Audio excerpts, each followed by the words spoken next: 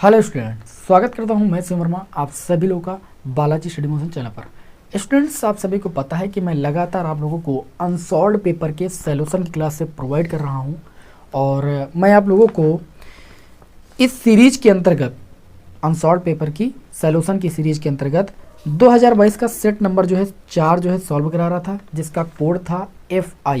Paper code कितना है? FI। आपके पास किसी भी प्रकाशन का अनसॉल्व पेपर है, आप FI कोड को ओपन कर लीजिए 2022 का, ठीक है ना। तो 2022 के चौथे सेट में मैंने आप लोगों को क्वेश्चन नंबर जो है 5 तक के सारे प्रश्नों को सॉल्व करा दिया, यानी सारे खंडों को सॉल्व करा दिया था। और अब हम सॉल्व कर रहे हैं 5 नंबर वाले प्रश्नों को। मैंने आपको बताया कि आपका जो पेपर इस बार बोर्ड एग्जाम का आएगा उसमें 5-5 नंबर वाले प्रश्न के अंकों की जो कुल मात्रा होगी वो 50 अंक की होगी, यानी 50 अंकों के 5-5 नंबर वाले प्रश्न आते हैं। तो ज़्यादा से ज़्यादा मेहनत आपको 5 नंबर वाले प्रश्नों पर करना है, क्योंकि आप अगर 5 नंबर वाला कोई प्रश्न गलत नहीं करते तो 50 अंक पूरे के पूरे आपको मिल जाएंगे। अब 5 अंक में कैसे प्रश्न आते हैं वो तो आप जब यहाँ पर सेट को मैं सॉल्व करूँगा तो आप खुद जान जाओगी कि उसके अंदर कितनी दम होती है। तो आज जो मैं आप लोगों को 5 नंबर वाले प्रश्न सॉल्व कराने जा रहा हूँ क्वेश्चन 6 से, ठीक है। क्वेश्चन नंबर 6 का पार्ट मैंने नोट भी कर दिया है, तो इनको ध्यान से देखिएगा। भले ही 4 या 5 क्वेश्चनों को हम सॉल्व कराएं, क्योंकि 5 नंबर वाले थोड़ा समय जरूर लगेगा, लेकिन मैं गारंटी लेता हूं कि आज की क्लास के यदि आप अंत तक देख लेते हो तो आपके बोर्ड एग्जाम में 10 से 15 नंबर कहीं नहीं जाने वाले हैं, क्योंकि हर टाइप का क्वेश्चन हर चैप्टर से यहाँ पर उठाया जा रहा है। तो यहाँ पर एक पहला क्वेश्चन है 6वें का पार्ट, जो कि आपका समाकलन के अनुप्रयोग के अंतर्गत आपका क्वेश्चन आता है। और इसमें एक वक्र का समीकरण दिया गया है, एक परवलय का समीकरण दिया गया है और एक रेखा का समीकरण दिया गया है, ठीक। एक परवलय और एक रेखा से घिरे भाग का क्षेत्रफल आपको निकालना है। तो चलिए देखते हैं प्रश्न में क्या बोला जा रहा है कि परवलय y² 4ax और सरल रेखा y 2ax के बीच घिरे भाग का क्षेत्रफल निश्चित समाकलन की सहायता से ज्ञात कीजिए। देखिए, जब भी एक परवलय और एक सरल रेखा के बीच घिरे भाग का क्षेत्रफल निकालना होता है, इसके लिए हम क्या करते हैं, उसके लिए सबसे पहले हम दोनों का प्रतिच्छेद बिंदु निकालते हैं, तभी तो हमें पता चलेगा कि एरिया कहाँ पर घिर रही है।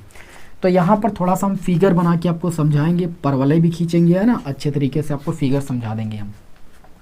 सबसे पहले हम क्या करेंगे, y² 4ax में समीकरण 2 से, समीकरण 2 आपकी y 2ax है, y का मान रख देंगे। क्या कर देंगे भाई? y का मान। क्यों? क्योंकि हम दोनों को हल कर रहे हैं भैया ना, तो हम प्रतिस्थापन विधि द्वारा दोनों समीकरणों को हल कर रहे हैं। y बराबर 2x है, समीकरण 1 में रख देते हैं, तो ये हो जाएगा 2ax का स्क्वायर, क्योंकि y स्क्वायर है, इक्वल टू 4ax। 2 का स्क्वायर करेंगे 4 हो जाएगा, a का स्क्वायर a स्क्वायर, x का square x square equal to 4ax हो जाएगा।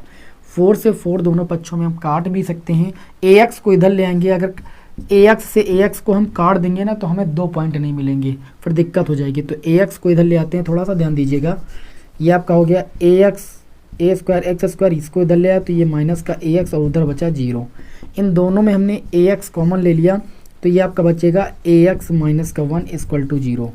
इसका मतलब है कि जब ax को 0 के बराबर दिखाएंगे तो यहाँ से x की वैल्यू हमें 0 मिलेगी, और जब ax माइनस 1 को 0 के बराबर दिखाएंगे तो x की वैल्यू 1/a निकल के आएगी। x के 2 मान निकल के आए, तो यहाँ पर आप लिखोगे जब x बराबर 0 तो y बराबर आपको कितना मिलने वाला है। दोनों समीकरणों में कहीं पर भी मान रख दीजिए, जैसे इसी समीकरण में मान रखते हैं x के स्थान पर 0, तो y बराबर हमें 0 मिलेगा।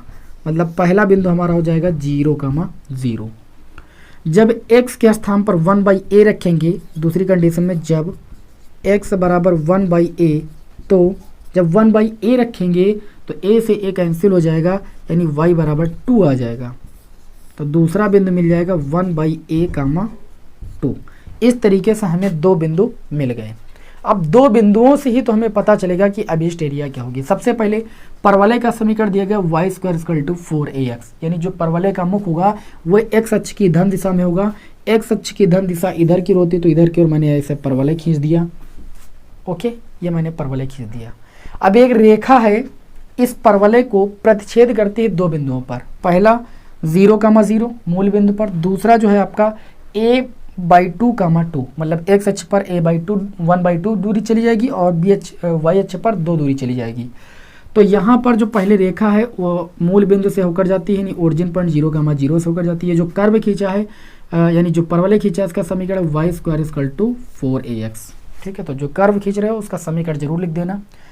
अब जो रेखा है वो इस पॉइंट से होकर जाती है, यानी x अक्ष पर 1/a दूरी तय करती है। तो मान लीजिए कि यहाँ पर 1/a दूरी हो जाती है x अक्ष पर, और y अक्ष पर कुछ नहीं चला जाता है। तो यहाँ से 1/a दूरी हो गई, और y अक्ष पर कितना चलती है 2। तो y अक्ष पर मान लीजिए यहाँ तक 2 चलती है आपकी, तो ये यहाँ पर आपका आ जाएगा। इसको इधर से बढ़ाएंगे, इसको इधर से बढ़ाएंगे, तो दोनों पॉइंट जहाँ एक दूसरे को काटेंगे भाई। ठीक है, थोड़ा सा लाइन मेरी टेढ़ी हो गई है, इसको हम सही कर लेते हैं। चलिए भाई, थोड़ा सा लाइन को हम अच्छे से कर लेते हैं। देखिए भाई, ऐसे हम जो है पॉइंटों को काटेंगे, है ना। एक्स अक्ष से मैंने किया 1/a दूरी मैंने तय की, और वाई अक्ष से मैंने कितनी दूरी तय की 2 दूरी तय की। इसको ऐसे से आगे बढ़ाएंगे, यहाँ पर एक दूसरे को ये काटेंगी रेखा है। ठीक है ना, मतलब ये जो है आपका कर्व पर पॉइंट होगा, और इस पॉइंट का नाम होगा 1/a, यानी एक्स अक्ष पर 1/a दूरी मैंने तय की है, और वाई अक्ष पर 2 तय की है, 1/a, 2। अब आप देख रहे हो कि रेखा के दोनों पॉइंट मिल गए, एक पॉइंट ये मिल गया, एक पॉइंट ये। इन दोनों को हम ऐसे मिला देंगे ऐसे। हालांकि इनका कोई हमें विशेष काम नहीं था, लेकिन अभी इनकी जरूरत पड़ेगी, ध्यान दीजिएगा। अब जो ये रेखा खींची है और जो मैंने ये परवलय यानी जो कर्व खींचा है, इसके द्वारा जो अभीष्ट क्षेत्रफल आ रहा है वो इतना आ रहा है। आपको इस भाग का क्षेत्रफल निकालना है। अब बात समझ में आई? अगर इस भाग का क्षेत्रफल आपको निकालना है तो कैसे निकालना है? देखिए भाई, आप क्या करोगे, सबसे पहले साधारण वक्रों के अंतर्गत क्षेत्रफल निकालना जाना है। तो हम क्या करेंगे, सबसे पहले इस परवलय के द्वारा 0 से 1/a लिमिट तक इस पूरे का हम क्षेत्रफल निकाल लेंगे, और इस पूरे के क्षेत्रफल से हम इस त्रिभुज का, इस समकोण त्रिभुज का क्षेत्रफल घटा देंगे, हमारा ये क्षेत्रफल बच जाएगा। तो ये काम हम डायरेक्ट करेंगे। यहाँ पर ध्यान दीजिएगा क्योंकि हमें ज़्यादा समय न लगे। तो अभीष्ट छायांकित भाग का क्षेत्रफल, ध्यान दीजिएगा, अभीष्ट छायांकित भाग का क्षेत्रफल, अभीष्ट छायांकित भाग का जो क्षेत्रफल आएगा वो कितना आएगा? सूत्र सभी को पता है। अगर हमें साधारण वक्रों के अंतर्गत क्षेत्रफल निकालना होता है तो जिस भी कर्व का क्षेत्रफल निकालना होता है वहाँ पर एक हम पट्टिका खींच देते हैं। ठीक है, और ये y अक्ष के अलॉन्ग है तो ऊपर y हो जाएगा, और जो चौड़ाई इसकी हो जाएगी वो x अक्ष पर है तो dx यहाँ पर मान लेते हैं। जिस अक्ष पर हम पट्टिका खींचते हैं, ठीक है, जैसे x अक्ष पर खींचते हैं तो dx हो जाएगा, y अक्ष से खींचते हैं तो dy हो जाता है। जिस अक्ष के अलॉन्ग खींचते हैं अनुदिश, वो आपका y अक्ष के अनुदिश के लिए, इसलिए y लिख दिया। ये पट्टिका चूंकि आयताकार होती है और आयत का जो क्षेत्रफल होता है लंबाई गुणे चौड़ाई होता है, तो जो क्षेत्रफल निकालते हैं तो लंबाई y हो गया और चौड़ाई dx हो गया। अब लिमिट की बात करें तो हमारी लिमिट x अक्ष पर चूंकि पट्टिका खींची गई तो लिमिट x अक्ष की लेंगे 0 से 1/a, तो 0 से 1/a लिमिट हो जाएगी। अब ये जो क्षेत्रफल आया, ध्यान दीजिएगा, ये जो क्षेत्रफल आया वो इस पूरे कर्व का क्षेत्रफल, इतना क्षेत्रफल आया है। ठीक, क्योंकि आपको इतने भाग का क्षेत्रफल निकालना है, तो इतने भाग का क्षेत्रफल निकालने के लिए हमें इस त्रिभुज का क्षेत्रफल माइनस करना होगा। तो माइनस कर देंगे त्रिभुज, कौन से त्रिभुज का क्षेत्रफल, इसको O नाम दे दीजिए, इसको A नाम दे दीजिए, इसको B नाम दे दीजिए। त्रिभुज OAB का क्षेत्रफल।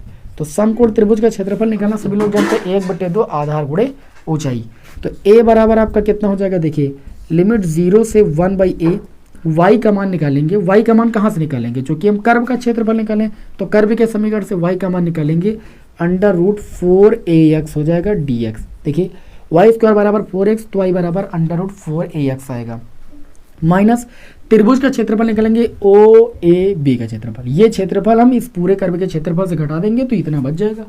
समझ रहे हो ना, कर्व के द्वारा ये इतना क्षेत्रफल आ रहा है ये वाला, और इस पूरे इतने के क्षेत्रफल से हम इस त्रिभुज का क्षेत्रफल माइनस करेंगे। त्रिभुज का क्षेत्रफल कितना होता है, 1/2 आधार। आधार की बात करें तो आधार हम कितना तय कर रहे हैं, 1/1 तय कर रहे हैं। और ऊंचाई की बात करें y अक्ष पर कितना चल रहे हैं, हम 2 चल रहे हैं, तो 2 मैंने लिख दिया, एकदम सिंपल है। तो इस तरीके से a देखिए √4 का मान कितना आ जाएगा, 2 हमने बाहर कर लिया, √a भी आपका बाहर आ जाएगा, अचर पद है, और √x बचेगा। √x का जब समाकलन करेंगे तो हमें मिल जाएगा x की पावर 3/2 और बटे में 3/2, क्योंकि √ का मतलब पावर 1/2 और 1/2 में 1 जोड़ेंगे तो 3/2 आएगा। लिमिट 0 से 1/a हो गई, माइनस ये 2 से 2 कैंसिल हुआ, ये 1/a आ गया। a = 2√a, यहाँ पर देखिए जो नीचे वाला 2 है ऊपर आ जाएगा तो 2/3 हो जाएगा, और x के स्थान पर पहले अपर लिमिट पुट करेंगे 1/a, तो 1/a की पावर 3/2 माइनस x के स्थान पर 0, 1/0 की पावर कितना हो जाएगा, सॉरी एक्स के स्थान पर 0 हमें पुट करना है ना, एक्स के स्थान पर 0, तो 0 की पावर 1/a। आप सभी को पता है, सॉरी मुझसे गलती है थोड़ी सी यहाँ पर भाई, इसको सही कर देते हैं। देखिए एक्स के स्थान पर मैंने अपर लिमिट पुट की 1/a, एक्स के स्थान पर लोअर लिमिट पुट करेंगे 0 की पावर 3/2। इस तरीके से पहले फलन में अपर लिमिट माइनस के लोअर लिमिट, फिर माइनस यहाँ पर आपका बचा 1/a, उसको मैंने लिख दिया। इसको हल करेंगे, a इक्वल टू कितना आ जाएगा, देखिए a का गुणा कितना हो जाएगा, 2 का गुणा कितना हो जाएगा 4, और बटे में 3, और √a। देखिए यहाँ पर 1/a की पावर 3/2 है, इसका मतलब इसको ले सकते हैं 1/a√a। देखिए कैसे, 3/2 पावर का मतलब एक बार पूरी पावर होना और एक बार आधी पावर होना, एक और आधी पावर मिलके तो 3/2 यानी 1.5 बनेगा। तो एक बार a की पावर 1 लिख दिया और एक बार a की पावर √ मतलब आधी पावर लिख दिया। उसके बाद माइनस का 1/a हो गया, ये √a से √a कैंसिल हो गया, बराबर देखिए कितना मिलेगा 4/3 और a का गुणा हो जाएगा 3a और माइनस का 1/a। ऊपर नीचे हम किससे गुणा कर देंगे, 3 से ऊपर नीचे भाई गुणा कर देंगे हम, तो हर बराबर हो जाएगा। इस तरीके से जो अभीष्ट छायांकित भाग का क्षेत्रफल निकल के आएगा वो आसानी से आ जाएगा। a इक्वल टू, आप देखिए दोनों का हर सेम हो गया, एक हर ले लीजिए 3a और ये आपका 4 से 3 एक कम 3 जाएगा तो 1 बच जाएगा, यानी 1/3 आ गया। अभीष्ट छायांकित भाग का क्षेत्रफल कितना आ जाएगा, 1/3 वर्ग इकाई। बताइए आप लोगों को ये प्रश्न अच्छी तरीके से समझ में आया कि नहीं। मैंने इसीलिए धीरे धीरे पढ़ाया, मैंने कहा 4 क्वेश्चन बताएं या 5 क्वेश्चन इस क्लास में बताएं, लेकिन अच्छे से समझ लीजिएगा क्योंकि यहाँ से आपके बोर्ड एग्जाम में क्वेश्चन पुट होना ही होना है। तो चलिए इसका स्क्रीनशॉट लीजिए और बढ़ते हैं हम नेक्स्ट क्वेश्चन की ओर, ठीक है ना। जल्दी से स्क्रीनशॉट ले लीजिए। तो उम्मीद करता हूँ आप लोगों ने स्क्रीनशॉट ले लिया होगा। ठीक, ये प्रश्न देखिए 8 नंबर में भी पूछा जा सकता है, ठीक है, क्योंकि लॉन्ग क्वेश्चन है, ये 5 नंबर में आ गया है। तो ये मत समझिएगा कि 8 नंबर में नहीं पूछा जा सकता है, ये 8 नंबर में भी पूछा जा सकता है। अब हम बढ़ेंगे इस क्लास के अगले क्वेश्चन की ओर, यानी 5 नंबर वाले के दूसरे क्वेश्चन की ओर, ठीक, 6वें के खा पाठ की ओर। 6 नंबर के खा पाठ में बोला गया है कि अवकल समीकरण आपको एक दी गई है, ठीक है, एक आपको अवकल समीकरण दी गई है। अवकल समीकरण यहाँ पर जो दी गई है वो रैखिक अवकल समीकरण। मैंने आपको कई बार बताया कि 2 टाइप होते हैं, tan इनवर्स y माइनस का x। प्रैक्टिस आपकी अच्छी होगी तो आप तुरंत कर ले जाओगे। हालांकि अंसार पेपर में ये रैखिक अवकल समीकरण का मेरा 4था से 5वां क्वेश्चन है। अभी 4-5 में इतने क्वेश्चन मिल चुके हैं हमको। ये आता जरूर है आपके बोर्ड एग्जाम में, 100% है। 1 + y² और dx दिया है, बोला गया इसका हल ज्ञात कीजिए। इसका हल ज्ञात कैसे करेंगे, स्टेप बाय स्टेप समझिएगा। सबसे पहले क्या करेंगे हम, tan इनवर्स y और माइनस x को रोक लेंगे और उधर आपका 1 + y² है और इधर आपका dx भी है और dy को dx के बटे में ले आएंगे। इस तरीके से जब हम dx/dy का मान निकालेंगे, इसको रोकेंगे, तो ये जाएगा tan इनवर्स y के भी बटे में जाएगा 1 + y² और x के बटे में भी जाएगा 1 + y²। इसको इधर ले आएंगे तो ये हो जाएगा dx/dy। इसको इधर लाएंगे तो प्लस का 1/1 + y² इंटू में x ले सकते हैं कि नहीं, x अपान में था मतलब इंटू में x कर दिया। दरअसल रूप बनाना है हमें रैखिक अवकल समीकरण का। और इधर आपका बच जाएगा tan इनवर्स y अपान में 1 + y²। अब आप जानते हो कि जो रैखिक अवकल समीकरण होती है ना, इसकी क्या करेंगे, इसकी तुलना करेंगे हम। तुलना किस समीकरण से, dx/dy प्लस का px, किससे तुलना करेंगे, प्लस का px = q से। आप अगर तुलना करोगे तो x के स्थान पर है, p के स्थान पर इतनी वैल्यू है और q के स्थान पर इतनी वैल्यू है। तुलना करेंगे तो p की वैल्यू आपकी पता चल गई, q की वैल्यू पता चल गई। इसके बाद हम इंटीग्रेशन फंक्शन की वैल्यू निकालते हैं। तो इंटीग्रेशन फंक्शन की वैल्यू निकालते हैं, e की पावर पहले किसकी वैल्यू निकालते हैं, P D x. Integration function की वैल्यू निकाल लेते हैं। इंटीग्रेशन फंक्शन की वैल्यू किसके बराबर होती है, इंटीग्रेशन फंक्शन इक्वल टू आपका होता है ई की पावर पी, किसके बराबर होता है, ई की पावर पी डी एक्स के बराबर होता है, ठीक है ना। तो ई की पावर समाकलन, पी का मान कितना है, पी का मान सॉरी पी डी वाई होता है, गलती हो गया, ई की पावर पी डी वाई होता है। पी का मान कितना आया है, 1/1 + y² आया है इंटू में डी वाई। 1/1 + y² का जो समाकलन होता है वो tan इनवर्स y होता है। तो e की पावर कितना हो जाएगा, tan इनवर्स y।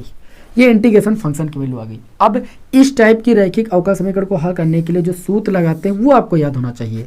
नौ सूत्र क्या होता है? सूत्र होता है आपका x इंटू में इंटीग्रेशन फंक्शन, है ना, इक्वल टू x इंटू में integration function equal to q into में इंटीग्रेशन फंक्शन, है ना, और इंटू में कितना होता है भाई? dx होता है? नहीं, dx नहीं होता, dy होता है, ठीक है, क्योंकि यहाँ पर dy बटे में होता है, और प्लस का c। अब इस सूत्र से हम क्या करेंगे, इसको हल करेंगे।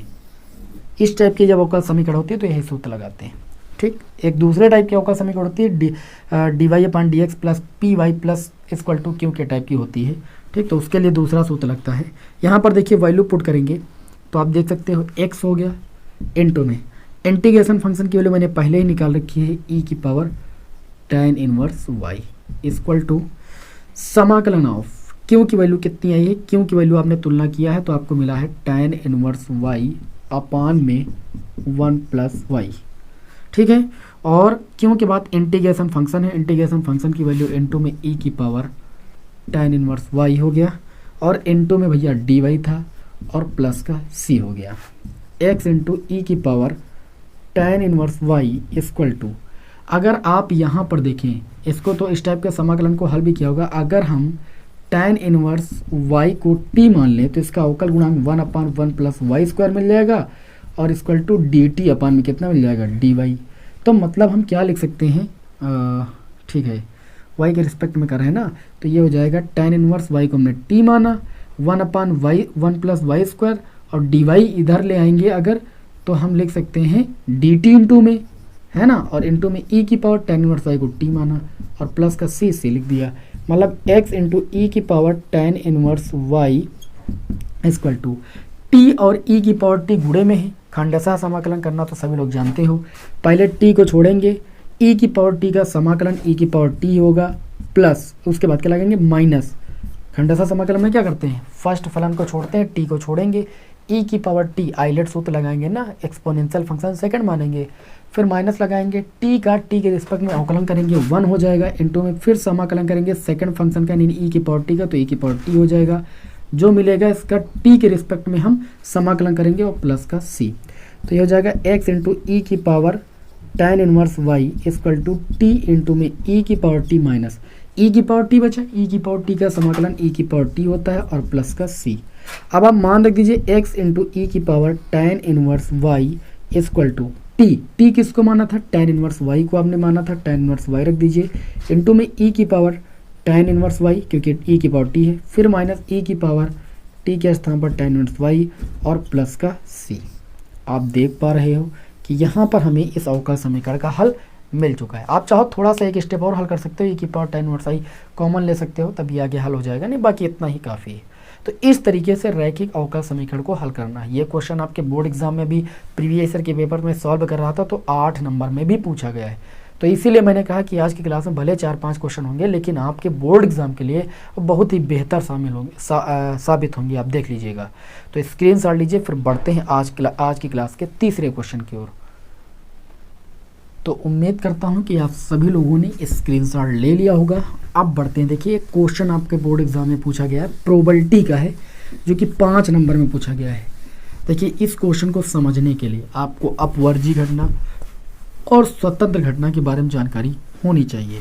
साथ ही में अगर दोनों घटनाएं घटित हो रही हैं तो इंटरसेक्शन कहाँ पर लगता है, यूनियन कहाँ पर लगता है, अच्छे तरीके से देख लीजिए। देखिए प्लेलिस्ट में मैं आपको एक लिंक दे देता हूं जो कि महत्वपूर्ण प्रश्नों का होता है, उसमें प्रायिकता की मैंने क्लासें अपलोड की हैं, आप देख लीजिए, 3-4 क्लासें हैं, अच्छी तरीके से आपकी प्रायिकता तैयार हो जाएगी। देखते हैं आज की क्लास का अगला क्वेश्चन। दिया गया है कि एक व्यक्ति जो है एक व्यक्ति ए है जो 70% घटनाओं में सत्य बोलता है, और दूसरा व्यक्ति बी है जो कि 60% घटनाओं में सत्य बोलता है। ठीक, एक व्यक्ति ए है वो 70% सत्य बोलता है, और एक व्यक्ति बी है जो कि 60% घटनाओं में सत्य बोलता है। दोनों सत्य बोलते हैं, लेकिन एक 70% और एक 60%। एक घटना में दोनों के एक दूसरे के सहमत होने की प्रायिकता, ऐसी प्रायिकता निकालना है कि दोनों सहमत हो जाएं। तो यहाँ पर सबसे पहले हम यहाँ पर ये मानेंगे कि जो पहली घटना E1 है, E1 जो घटना है, ठीक है। उसमें हम क्या मानेंगे, उसमें देखिए हम ये मानेंगे कि जो सत्य बोलता है व्यक्ति ए जो है वो सत्य बोलता है, तो सत्य बोलने की घटना, ठीक है, ए के सत्य बोलने की प्रायिकता निकालेंगे। क्या निकालेंगे? प्रायिकता। जबकि जो E1 डैश हो जाएगी वो ए के सत्य ना बोलने की प्रायिकता हो जाएगी। फिर तथा दूसरी घटना एक यहाँ पर ये है कि जो बी है, बी के सत्य बोलने की घटना को E2 मान लेते हैं। सत्य बोलने की घटना कि जो B2 है वो E2 में मान लेता हूँ। बी के सत्य बोलने की घटना है या प्रायिकता अगर आप निकालोगे तो भी निकाल लोगे। हालांकि यहाँ पर देख सकते हो कि जो E1 और E2 है वो इवेंट मान रहा हूँ। क्या मान रहा हूँ भाई? इवेंट मान रहा हूँ। तो आप अभी प्रायिकता नहीं निकाल रहे हो तो आप घटना ही लिखिएगा, ज़्यादा बेटर रहेगा। बोलने की घटना में मान लेता हूँ। और E2 जो है वो बी के सत्य ना बोलने की घटना हो जाएगी। पहले ये समझिएगा, ध्यान से समझिएगा, क्वेश्चन समझ में आ जाएगा, ये मेरी गारंटी। देखिए यहाँ पर एक व्यक्ति ए है जो कि 70% सत्य बोलता है। मान लेता हूँ कि जो E1 है वो ए के सत्य बोलने की घटना है और E डैश जो है वो ए के सत्य ना बोलने की घटना है। वो तो निकल ही आएगा। किसी घटना के घटित होने की प्रायिकता अगर पता होगी तो घटना के ना घटित होने की प्रायिकता तो सिंपल तरीके से निकल आएगी, 1 माइनस घटना घटित होने की प्रायिकता। और एक व्यक्ति जो बी है वो 60% सत्य बोलता है, तो मान लेते हैं जो E2 घटना है वो बी के सत्य बोलने की घटना है। तो ना सत्य बोलने की घटना भी हमें निकालना पड़ेगा। आप निकालेंगे तब प्रोबेबिलिटी ऑफ E1 यानी ए के सत्य बोलने की घटना। तो ए सत्य कितना बोलता है? 70%, 70/100%। का मतलब 1/100, 100 में 70% बोलता है। तो इसका मतलब ये आपका आ जाएगा 7/10। तो अगर हम प्रोबेबिलिटी ऑफ E1 डैश का मान निकालें यानी घटना ए के सत्य ना बोलने की घटना, तो देखो अगर 70% वो सत्य बोलता है, इसका मतलब वो 30% नहीं बोलता है। 30/100 काटेंगे, ये आ जाएगा 3/10। या फिर ऐसे भी हम निकाल सकते हो ए डैश बराबर 1 माइनस घटना घटित होने की प्रायिकता। घटित होने की 7/10 है तो ना घटित होने की आप 1 माइनस 7/10 करोगे, 3/10 आएगा। चाहे जैसे निकाल लीजिए।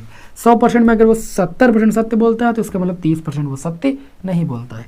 इसी प्रकार प्रोबेबिलिटी ऑफ E2 निकालेंगे। अब जो दूसरा व्यक्ति वो 60% सत्य बोलता है, इसका मतलब 6/10 आ जाएगा। 2 3 6 और 2 5 10। चलिए 6/10 ही लिखते हैं, ठीक है। तो यहाँ से अगर हम ना घटित होने की प्रायिकता निकालें यानी सत्य ना बोलने की प्रायिकता निकालें तो कितने परसेंट सत्य नहीं बोलता? 40%, यानी 40/100 काटेंगे यानी 4/10 आ जाएगा। अब देखिए इसमें यह पूछा गया है कि घटना में दोनों के एक दूसरे के सहमत होने की प्रायिकता। तो लिखेंगे घटना में दोनों के एक दूसरे के सहमत होने की प्रायिकता। ध्यान दीजिएगा, सहमत होने की प्रायिकता, ठीक है ना। तो घटना में दोनों के सहमत होने की अगर प्रायिकता निकालना है यानी प्रोबेबिलिटी ऑफ E यानी घटना में घटित होने की प्रायिकता निकालना दोनों के सहमत होने की। तो देखिए एक तरीके से तो ये हो सकता है, दो कंडीशन बनेगी। एक कंडीशन ये हो सकती है कि probability of E1 intersection E2। इसका मतलब ये है कि दोनों झूठ बोलते हो या नहीं दोनों सत्य बोलते हैं, क्योंकि प्रोबेबिलिटी ऑफ E1 क्या थी? सत्य बोलने। सहमति तो इस तरीके से होगी या तो दोनों सत्य बोले, दोनों सत्य बोलने का मतलब E1 इंटरसेक्शन E2। और दूसरी चीज ये हो सकती है कि जो दोनों व्यक्ति हैं या तो दोनों झूठ बोले तभी सहमति होगी, दोनों सत्य बोलेंगे तब या तो सहमति होगी, और दोनों झूठ बोले तो तब सहमति होगी। तो हम क्या करेंगे, दोनों के सत्य बोलने की प्रोबेबिलिटी निकालेंगे, probability of E1 intersection E2 और probability of E1 dash intersection E2 यानी दोनों के झूठ बोलने की प्रायिकता। ये दो कंडीशन से सहमति बनेगी। अगर दोनों झूठ बोलेंगे तो सहमति बनेगी, तो दोनों सत्य बोलेंगे तब सहमति बनेगी। तो जो संपूर्ण रूप से प्रोबेबिलिटी होगी वो probability of E1 intersection E2 plus probability of E1 dash intersection E2 dash.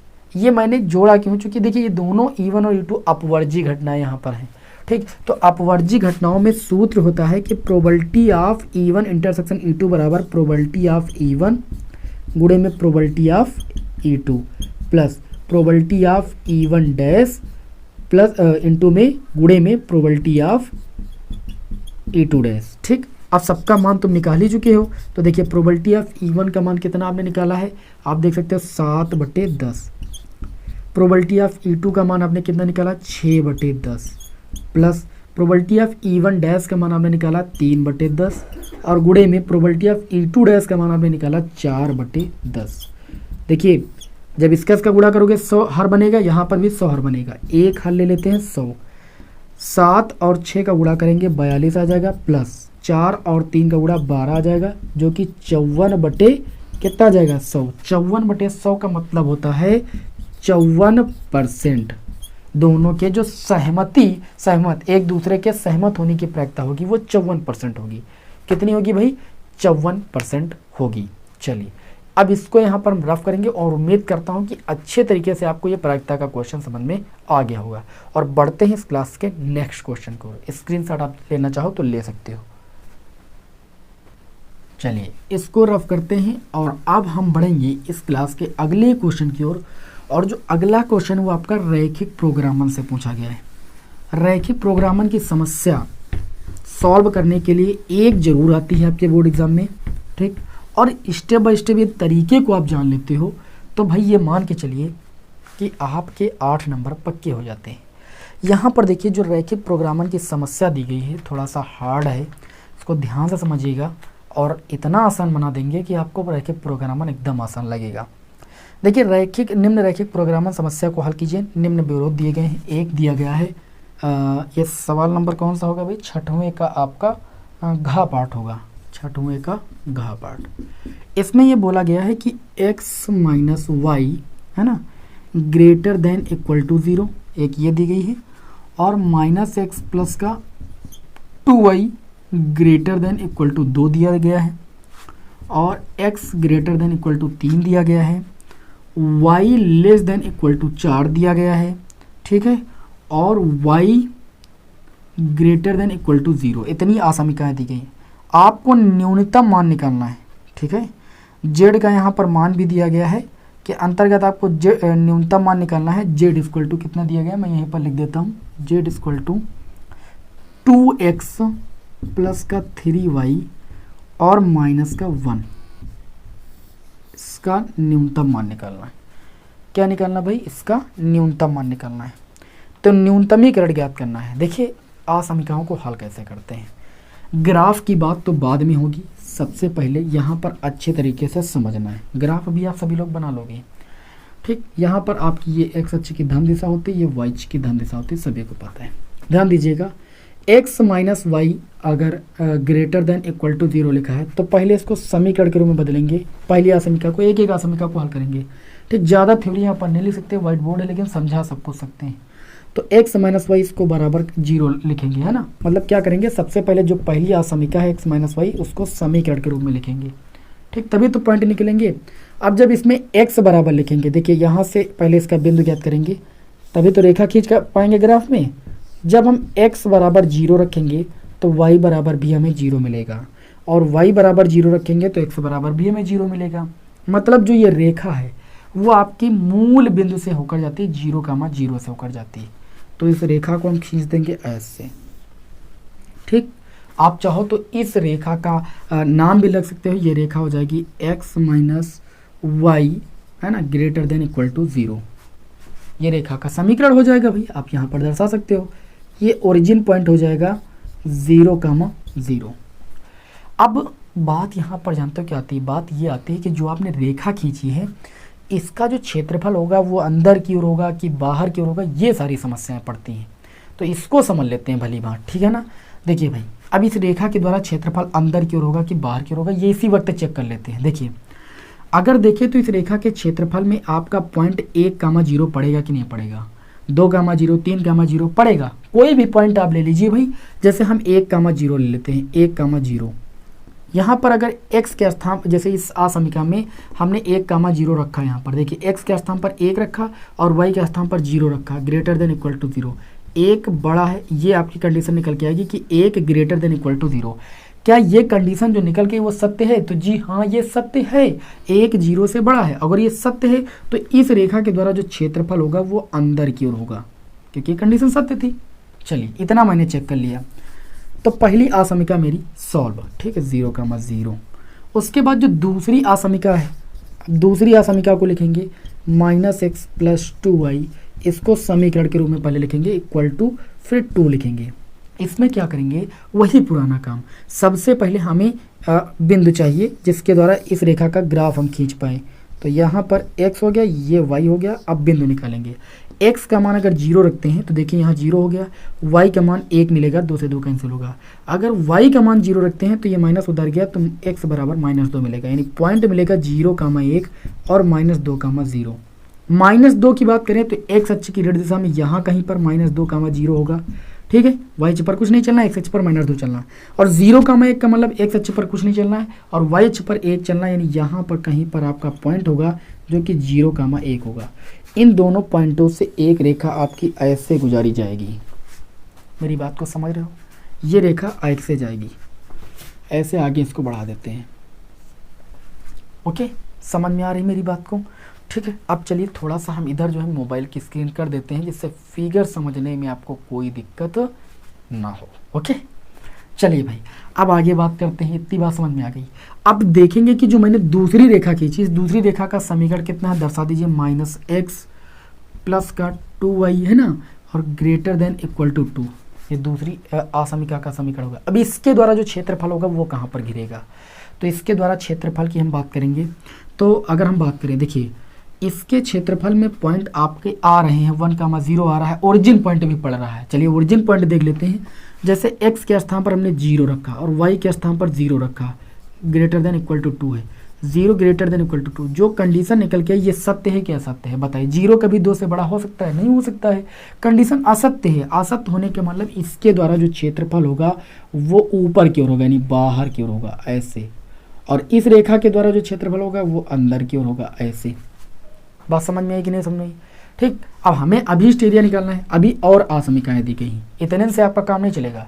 अब एक असमीका दी गई है आपकी, कौन सी दी गई है, x greater than equal to 3 दी गई है, यानी x बराबर जब 3 रखेंगे, x बराबर 3 का मतलब ये है कि 3,0, x अक्ष पर 3 चलो, y अक्ष पर 0 चलो। तो x अक्ष पर आपको 3 चलना है, 1 2 3 यहाँ पर हम चल दिए, ये हम 3 चल दिए, और ये रेखा मैंने इससे खींच लिया ऐसे।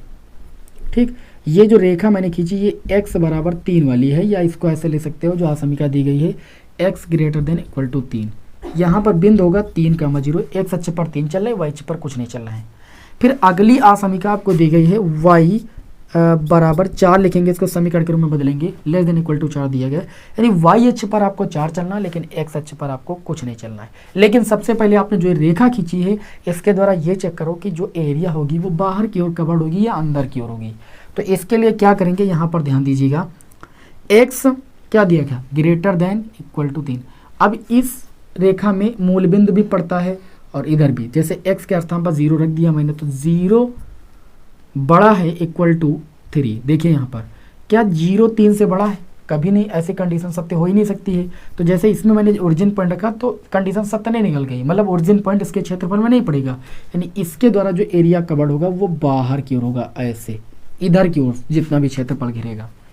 अब चौथी असमीका दी गई थी y less than equal to 4, इसको हम 0 के बराबर लिखते हैं। तो y बराबर 4 दिया गया, यहाँ x अक्ष पर 0 चलना और y अक्ष पर 4 चलना है। तो y अक्ष पर हम 4 चलेंगे, ठीक है, 3 था, ये y अक्ष पर हम 4 चलते हैं, यहाँ पर 0,4 पॉइंट आता है और इसको ऐसे जो है मिला देते हैं। ये y अक्ष पर 4 चल गई रेखा, ठीक है। थोड़ा सा और बढ़ा देते हैं, समझ जाओ, ये y अक्ष पर 4 हम चल चुके हैं, थोड़ा सा और बढ़ा देते हैं, ठीक है, आपको समझने में कोई दिक्कत भैया ना हो, फिगर को अच्छे तरीके से समझिएगा, ठीक है ना। y अक्ष पर 4 चले, तो ये जो समीकरण हो जाएगी वो y कितना हो जाएगी, less than equal to 4। Question में भैया दम है, अच्छे तरीके से समझना। अब हम देखेंगे कि जो मैंने ये वाली रेखा खींची इसके द्वारा जो एरिया होगा वो अंदर की ओर कवर्ड होगा कि ऊपर की ओर कवर्ड होगा।